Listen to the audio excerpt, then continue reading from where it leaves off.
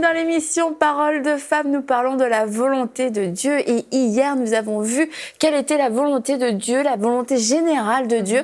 Mais alors je pense que beaucoup se demandent, oui mais Dieu ne m'a pas dit à moi ce que je devais faire, où je devais habiter, quelle coiffure je devais faire, quels vêtements je devais porter aujourd'hui. Alors on va voir comment découvrir la volonté spécifique de Dieu, tout ce qui n'est pas écrit noir sur blanc. Est-ce que Dieu a un avis? Et si oui, comment le découvrir? Et hier, Mathilde a terminé l'émission avec le cœur brisé car elle n'a pas pu faire ce partage qui lui tenait à cœur. Donc Mathilde, à toi la parole. Je trouvais qu'il y avait un verset extrêmement approprié pour décrire toute l'émission qu'on a fait hier à propos que la parole de Dieu est vraiment là pour nous donner la volonté générale de Dieu et les principes de base. Donc, Anne, je crois que tu veux nous lire ce verset. Quel beau travail d'équipe! C'est le verset Josué 1:8 que j'aime trop. Alors, on y va tout ensemble. Que ce livre de la loi ne s'éloigne pas de ta bouche. Voilà. Médite-le jour et nuit afin d'agir fidèlement selon tout ce qui est écrit. On est comme à l'école. C'est alors que tu auras du succès dans tes entreprises. C'est alors que tu réussiras. Félicitations! Et pour tous ceux qui sont arrivés en cours de route, non, nous n'allons pas faire ça tout au long de l'émission, rassurez-vous. Mais c'est vrai que ce livre ne s'éloigne pas parce que nous allons savoir ce que Dieu pense et nous allons agir conformément à la parole et on va avoir du succès. Pourquoi? Parce qu'on ne va pas entreprendre des choses qui sont contraires à la volonté de Dieu, des choses que Dieu ne pourra pas bénir. Alors, premièrement, pour connaître la volonté spécifique de Dieu, c'est de prier, tout simplement, de demander à Dieu de lui remettre notre vie. Seigneur, quelle est ta volonté? Que veux-tu que je fasse? Je pense qu'on est tous d'accord avec ce point-là, mais c'est plutôt le côté réponse qui a tendance, où ça pose plus de problèmes. Comment entendre la voix de Dieu? Mais quand même, le premier point, on peut quand même s'y attarder un peu, c'est le fait de donner sa vie à Dieu et de faire d'avoir ce cœur qui dit, je ne veux pas diriger ma vie, en fait. Ma vie t'appartient.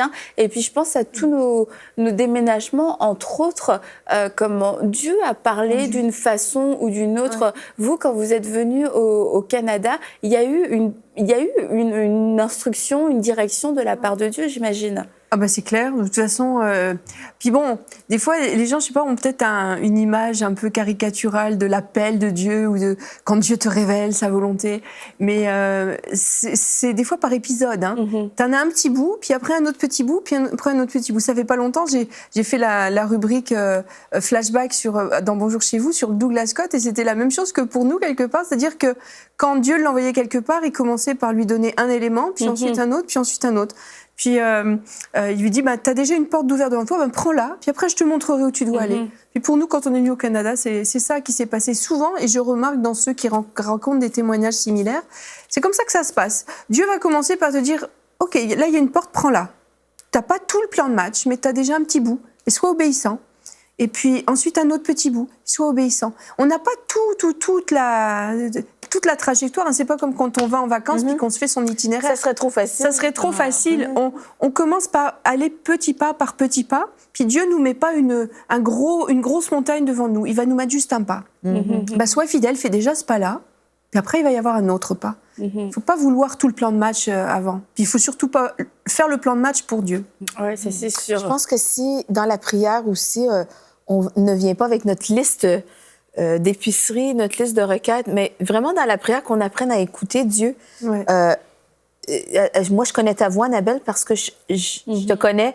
Quand tu me parles, même si j'ai les yeux fermés, je sais que c'est toi qui me parles. La même chose pour vous toutes, les filles. Ben oui. Donc, quand j'ai pris du temps dans la présence de Dieu, la prière, c'est pas juste parler.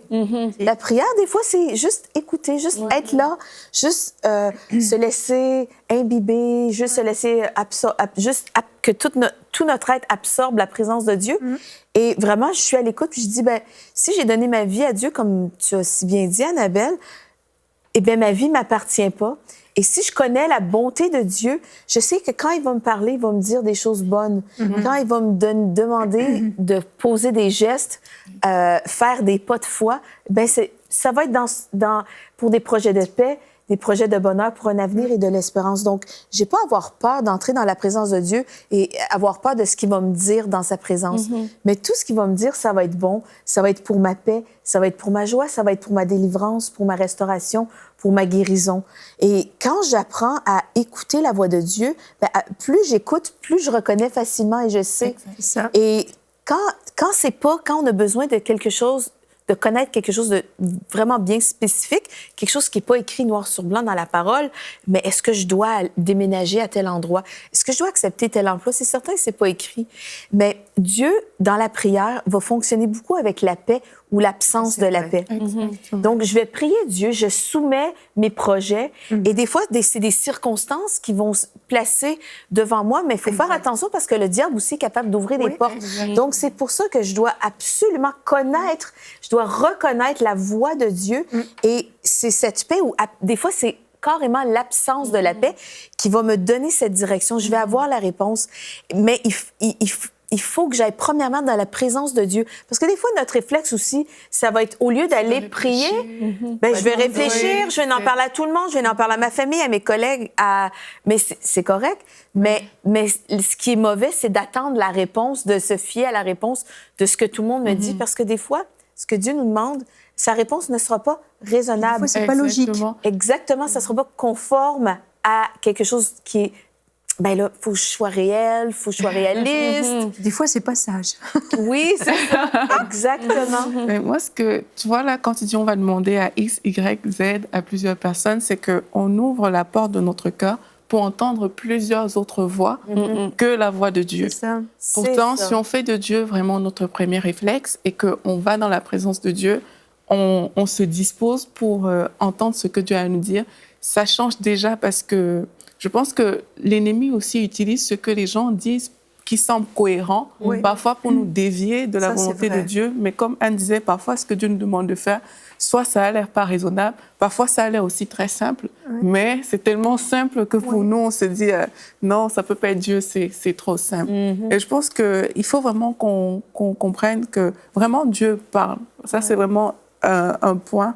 En fait, c'est que Dieu parle. La Bible nous dit Dieu parle tantôt d'une manière, tantôt d'une autre. Et on y prend c'est point garde. c'est l'homme qui n'y prend point garde.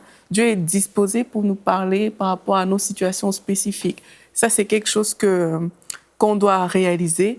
Et en plus de ça, vraiment, dans la prière, qu'on dispose vraiment nos cœurs à ce que Dieu puisse déposer sa parole et qu'on soit soumis vraiment à la parole de Dieu. Parce que quand on dit que Dieu est Seigneur, c'est vraiment le Seigneur, c'est le propriétaire de notre vie. Donc, il faut qu'on soit soumis à sa parole. Et quand cette parole va arriver, tu as parlé de paix et d'absence de paix, qu'on ne trouve pas des excuses parce que ce n'est pas logique ou raisonnable, qu'on ne trouve pas d'excuses pour dire non, mais peut-être c'est pas Dieu qui a finalement parlé parce que quand je regarde, ça semble pas cohérent. Il y a telle personne qui a dit ça va plutôt dans ce sens. Et sérieux, le fait d'écouter plusieurs sources, c'est vraiment un piège parce que il y a des personnes à qui on donne du crédit facilement et on aura tendance à dire ok, parce que c'est telle personne qui l'a dit, ben lui il a une foi, il a ci, il a ça, probablement que c'est bien, mais vraiment il faut qu'on soit... C'est Dieu, c'est notre relation avec Dieu qui doit faire vraiment la différence. C'est pas une personne, c'est vraiment la paix, comme Mathilde disait, que Dieu a mis dans mon cœur à moi, qui doit guider mes actions. La meilleure personne pour connaître la volonté de Dieu pour notre vie, c'est nous-mêmes. On a notre témoin intérieur. Mais je sais pas si je pourrais donner un témoignage, Annabelle, pour vraiment rendre ça concret, tous les exemples qu'on donne, mais juste pour dire, il y avait quelque chose dans notre vie, il y a une opportunité qui s'est présentée en 2003. Et nous, on habitait ici au Québec. Et puis, on s'est fait offrir d'aller, mon mari Joël et moi, d'aller dans l'Ouest canadien, en Alberta, pour... mon mari, on est allé faire une émission de télévision. Ils ont tellement aimé qu'est-ce qu'on portait. Et on dit, ben, on veut que vous déménagiez ici et que vous veniez sur l'équipe pastorale. Ils ont dit à mon mari, ben, viens, fais de la télé et tout ça. Mais sauf qu'ils n'ont offert aucun salaire. C'est juste, c'était pas quelque chose de concret, mais c'est ça. Donc, on retourne à la maison, puis on met ça en prière, puis ben là, mon mari commence à raisonner puis il dit, ben ça fait pas de sens, il y a personne qui va déménager à l'autre bout du pays sans salaire. Et là, en 2003, l'Internet, c'était plus ou moins, il y avait les courriels, il y avait les mails. Ça a l'air très archaïque. C'était ça. En fait, c'est que mon mari a finalement dit, ben, il a écrit on a prié, puis puisqu'on n'avait pas de réponse de la part du président, il était parti en vacances dans le bois, dans la forêt. C'est que ça a pris 2 semaines avant qu'on puisse avoir des nouvelles.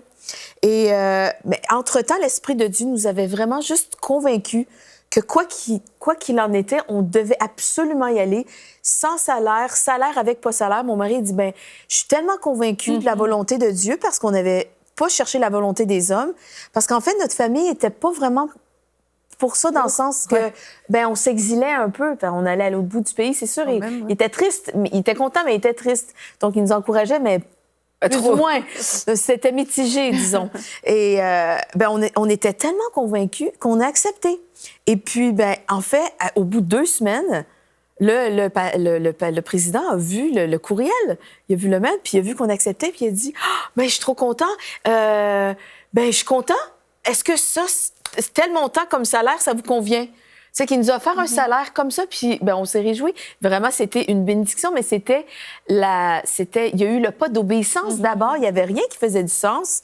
J'avais pas vendu ma maison. En tout cas, il y avait plein de détails alentour, mais c'est juste pour dire que techniquement, ça faisait pas de sens. Mais vraiment, il y a une conviction qui est venue sur nous. Et puis, c'est pas les hommes qui nous l'ont donné parce qu'on était 2 semaines suspendus en attente. Puis, c'est à ce moment-là que l'Esprit de Dieu nous a vraiment convaincus.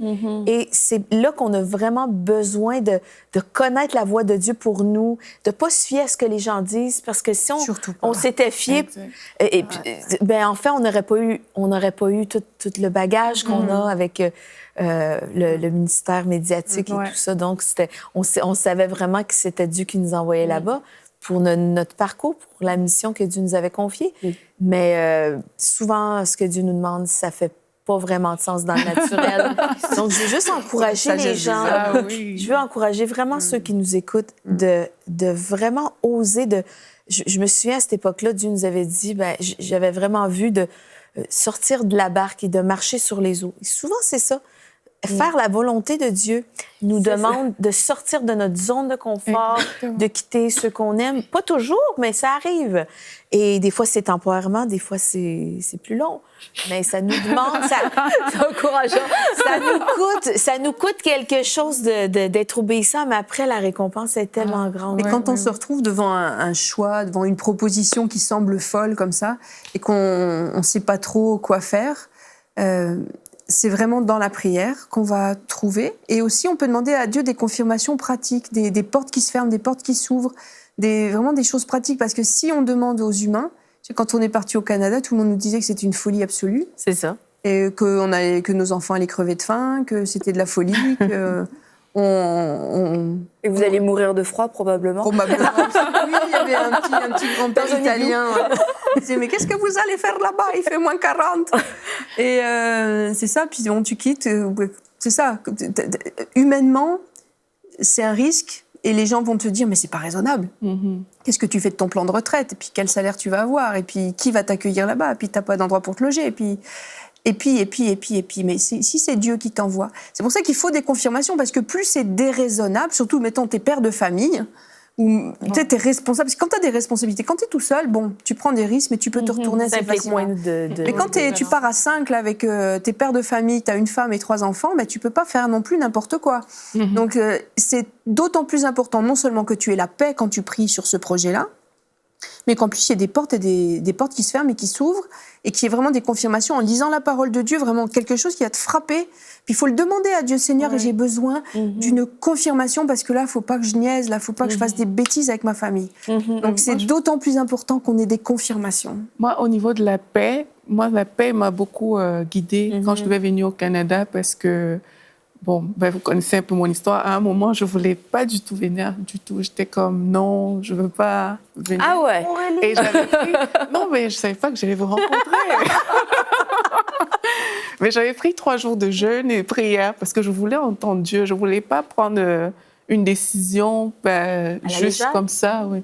Et le deuxième jour, j'ai eu une paix que je ne sais pas comment je peux l'expliquer, mais la paix de Dieu, c'est souvent ça. Ouais. C'est une paix qui ne laisse place à aucun doute. C'est clair, c'est propre. Et il n'y a plus de tergiversation intérieure. C'est que quand tu sais que, OK, voici ce que Dieu veut que je fasse, c'est vraiment à l'intérieur propre. Je le dis parce que parfois, il y a, entre guillemets, des fausses paix.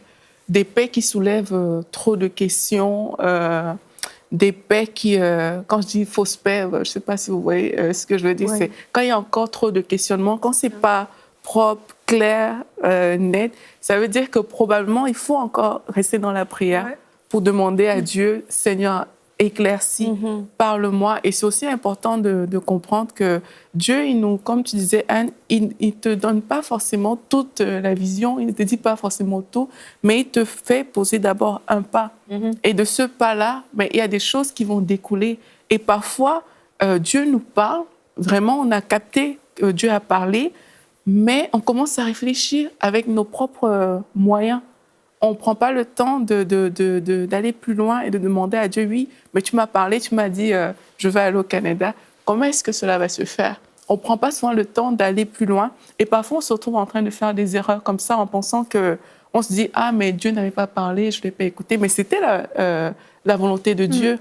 Donc, parfois, il faut rester dans la prière pour connaître ce que tu appelles des confirmations, pour avoir encore plus de détails par rapport à la volonté spécifique de Dieu. C'est que, Seigneur, tu m'as dit que je pars. OK, maintenant, est-ce que je pars demain? Est-ce que je pars dans 1 an? Est-ce qu'il y a un processus à faire par rapport à ça? Mais tout ça, c'est vraiment dans la prière qu'on va chercher ces choses-là. Et il y a la prière, et c'est vrai que c'est un incontournable, mais dans la prière, il y a un point que Anne t'a soulevé, je voudrais qu'on y revienne, c'est aussi de demander des confirmations au travers de la parole. Et ça, c'est vraiment très important parce que la parole, c'est un moyen vraiment sûr par lequel Dieu va nous parler. Et c'est quelquefois le moyen qu'on peut aussi mettre de côté. Que va me dire la parole? La parole ne dit pas Annabelle va à tel endroit, fais telle chose, marie-toi avec Jérémie. C'est pas écrit tel quel dans la parole. Mais la parole, comme tu disais, il y a ce passage qui d'un seul coup est une révélation, cette parole révélée qui me parle. Je me pose des questions. Tu te demandes, est-ce que on doit déménager? Et là, tu lis ta parole comme tu le fais régulièrement. Sauf que là, Dieu va te parler parce que tu es disposé, parce que tu as besoin aussi qu'il te parle. Et puis tu vas lire, demeure dans le pays où je t'ai appelé. Et tu sais, là, c'est la parole qui touche ton cœur, qui dit... Mais Seigneur, c'est ça, tu me dis non, ne déménage pas.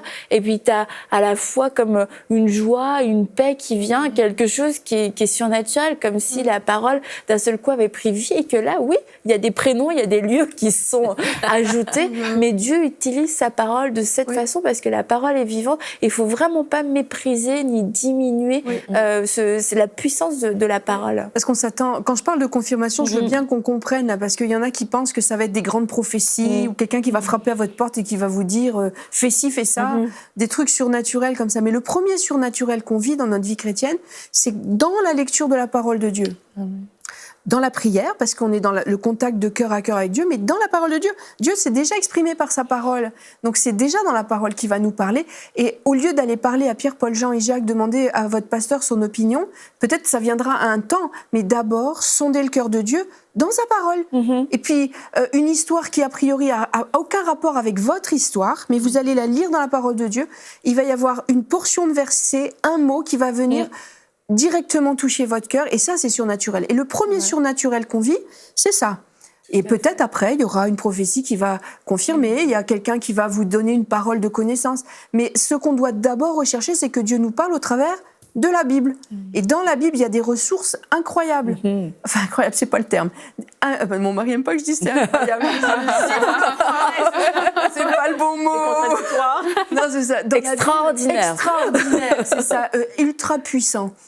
Il ne faut pas commencer à s'affoler quand il y a quand on sent que Dieu nous emmène quelque part ou aimerait qu'on fasse, enfin, nous donne l'instruction de faire quelque chose. Il faut déjà passer du temps dans la prière et dans la lecture de la parole. Et si tout est conforme, qu'on sait que ça va pas nous emmener sur des... Et il y a deux sortes de paix, c'est ça, tu parlais de paix.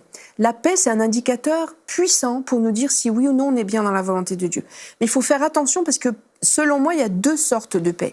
Il y a la paix de révélation et il y a la paix de raisonnement. La paix de révélation, c'est la bonne paix qu'on doit avoir quand on a un projet. Parce que c'est Dieu qui met vraiment cette paix en nous. C'est une paix qui est surnaturelle et c'est pas une paix qui vient d'une déduction, d'un calcul. Ok, alors j'aurai une bonne paix, ou alors l'école sera bonne pour mes enfants, ou alors ça c'est des raisonnements d'hommes. Donc ça c'est une paix de raisonnement. Quand on se rassure par un raisonnement, c'est une paix de raisonnement. Mais quand la paix, on l'a eu vraiment dans le contact avec Dieu, parce qu'on a eu des confirmations, même si humainement ça semble une folie. Nous, quand on est parti au Canada, il y a un pasteur qui est venu chez nous pour nous convaincre de ne pas partir, parce qu'il disait c'est impossible que ce soit la volonté de Dieu pour vous, parce que vous vous rendez pas compte, vous avez 3 petits, et puis vous partez, vous n'avez pas d'église qui vous prend en charge, vous n'avez pas de travail, vous n'avez pas d'économie, vous avez personne qui vous soutient, vous partez avec 2 valises, un sac à dos, mais qu'est-ce que c'est ce travail? Donc là, c'était un raisonnement d'homme. Et si on était parti sur un raisonnement d'homme, on ne serait pas parti du tout, parce que c'était idiot de partir. Mais on savait qu'on partait parce que Dieu nous avait mis cette paix de révélation dans notre cœur. Donc, quand on dit la paix, de quelle paix on parle? Si c'est une paix parce que vous avez fait une liste puis vous vous êtes rassuré, c'est pas une bonne paix. C'est une paix que vient de Dieu. Parce qu'on a parlé plusieurs fois de l'entourage et j'aimerais dire aussi qu'on ne peut pas en vouloir à notre entourage de ne pas avoir la révélation pour notre vie. Exactement. Et c'est sage de leur part de dire des choses. Et nous-mêmes, quand on est de l'autre côté, on peut dire aux gens, écoute, attention quand ils nous demandent notre avis, parce qu'on n'a pas cette révélation. Et que si on ne marche pas dans cette révélation qui amène cette paix surnaturelle, oui, ça semble fou, ça semble complètement insensé. Et c'est pour ça que si on se confie constamment en l'homme, ça va être dangereux parce que Dieu veut nous parler à nous. Premièrement, parce que c'est notre vie qui est en jeu, c'est ses plans pour notre vie. Et il y a des choses, c'est toi qui as dit ça, Mathilde, on est la personne la mieux placée pour connaître la volonté de Dieu. Et on devrait être la personne aussi la plus concernée, dans le sens, je veux la connaître, je veux pas que ce soit toi qui me dises la volonté de Dieu pour ma vie. J'ai envie de la connaître. Pourquoi? Parce que je veux faire ce que Dieu m'appelle à faire, tout simplement parce que je l'aime. Je suis sa créature, il est mon créateur, il m'a mis ici pour un plan et des buts précis, donc je veux accomplir la volonté de Dieu. Et deuxièmement, parce que je sais que lorsque je vais faire sa volonté, ma vie va porter du fruit et ça va faire une différence. Mais tout ça pour dire que notre entourage, c'est pas de sa faute. Et quand on est de l'autre côté, c'est pareil. On est cet entourage. C'est pas de notre faute. C'est pas forcément que les gens sont incrédules, que les gens n'ont pas de foi. C'est juste que nous devons être la personne qui cherchons la volonté de Dieu pour notre vie. Mais ceci dit, c'est pas une mauvaise chose de parler de nos projets, de chercher conseil. Ici, je veux pas qu'on entre dans l'arrogance mais vraiment on parle ici d'un équilibre. Oui, puis tu peux arbitrer, par exemple, tu as un projet, Dieu t'a montré sa volonté pour toi, puis tu es décidé à aller de l'avant là-dedans, puis tu parles à une sœur qui est vraiment une femme de Dieu ou à ton pasteur, et puis il va mettre un bémol à ton enthousiasme. C'est peut-être l'occasion pour toi d'aller chercher encore plus la confirmation. Exactement. Moi, je me souviens d'une erreur que j'ai commise, ça fait bien des années. J'avais une porte qui s'était ouverte pour moi et je savais que quand cette porte s'était ouverte, c'était vraiment Dieu qui l'avait ouverte. Parce que le jour où ça s'était ouvert, il y avait eu tout un concours de circonstances dans la prière. Je savais que Dieu me l'avait ouverte, cette porte. Et puis, je savais que j'étais dans la volonté de Dieu. J'ai accepté d'aller dans ce chemin-là. Puis là, il y a une sœur qui est venue me voir, une sœur que je respecte beaucoup, qui est très sage et qui m'a dit « Non, non ». Et là, j'ai pris plus au sérieux ce qu'elle me disait, elle, plutôt que ce que m'avait dit Dieu. Fait que je ne suis pas allée, je ne l'ai pas fait. Et j'ai toujours regretté. Parce que sur le coup, j'ai dit, ah non, mais tu sais, cette sœur-là, elle est quand même très spirituelle. Puis j'avais beaucoup de respect pour ce qu'elle disait. Puis ça a mis un gros bémol. Puis je suis restée sur ce qu'elle m'a dit au lieu de continuer à chercher la face de Dieu pour qu'il me confirme encore. Donc il ne faut pas faire cette erreur-là parce que je l'ai toujours regretté. Ce n'était pas un gros truc, mais ça a été pour moi pédagogique parce que maintenant, je ne fais plus ça. Ça va mettre un bémol, je vais continuer à prier, peut-être à jeûner pour savoir si c'est la volonté de Dieu, mais je ne vais pas ajourner le projet juste parce que quelqu'un a dit que ce n'était pas sage. Si tu as à être convaincu davantage. Si j'étais plus dans la prière, c'est ça, t'affermir encore davantage. Et c'est bien, comme tu disais, c'est pédagogique parce qu'en fait, si à la première remarque, on est déstabilisé, c'est est-ce que, je suis vraiment dans la volonté de Dieu, ou alors est-ce que je suis ferme et dans mes convictions. Donc c'est une bonne chose finalement, même d'être confronté dans nos propres choix, de se dire ok, est-ce que je suis convaincue, parce que la volonté de Dieu, c'est super de la découvrir, mais si dès que quelqu'un nous fait une remarque, on remet tout en question. Bon, on repart à zéro à chaque fois. Donc, c'est vraiment important d'être convaincu. Et j'aimerais, avant de finir cette émission, qu'on puisse prier pour des personnes qui sont dans la confusion, puis notamment, je pense, pour des gens qui cherchent l'orientation par rapport à leurs études. Et qu'on puisse prier. Toi, Aurélie, qui a été étudiante il n'y a pas si longtemps que ça, tu veux peut-être prier pour ces personnes qui cherchent vraiment, Seigneur, qu'est-ce que je dois faire dans mes études? Et c'est vraiment le brouillard total. Donc, vas-y, on va s'accorder avec toi. Ok, on va prier ensemble. Amen. Seigneur, nous te bénissons parce que tu as des plans parfaits. Tu as des projets parfaits pour toutes les personnes qui nous regardent aujourd'hui. Seigneur, merci parce que dans ton plan, tu avais déjà prévu exactement qu'est-ce qu'il fallait que ces personnes étudient, où est-ce qu'ils devaient aller, Père éternel, à l'école et dans quel domaine exactement ils doivent étudier. Seigneur, au nom de Jésus, je prie que la révélation de ta parole éclaire les cœurs maintenant, afin que toutes les personnes, Père, qui seront exposées à ces émissions, qu'ils voient leur chemin tracé, qu'ils voient la voie ouverte devant eux pour connaître là où ils doivent s'inscrire, quel programme ils doivent effectuer, pour répondre à l'appel que toi, tu as sur leur vie, Seigneur. Je prie afin que tout ce que l'ennemi veut mettre sur leur chemin, tout brouillard, toutes ces choses, qu'elles quittent maintenant, dans le nom de Jésus, afin que seuls tes projets, afin que seuls tes plans se manifestent dans leur vie. Oui, je déclare sur la vie des étudiants, la vie des jeunes, que leur pas est dirigé par le Tout-Puissant, par Dieu lui-même, dans le nom de Jésus-Christ. Alléluia. Amen. Amen. On croit vraiment que Dieu va vous parler, va vous confirmer sa volonté à travers sa parole, ou dans un temps de prière que vous allez entendre et reconnaître sa voix, que vous allez pouvoir expérimenter cette paix dont nous avons parlé tout au long de cette émission. Et puis demain, nous allons parler de comment être dirigé par le Saint-Esprit et comment marcher dans l'obéissance de puissantes choses pour vraiment marcher dans la volonté de Dieu et rester dans la volonté de Dieu. Alors on se dit à demain pour une prochaine émission de Paroles de Femmes.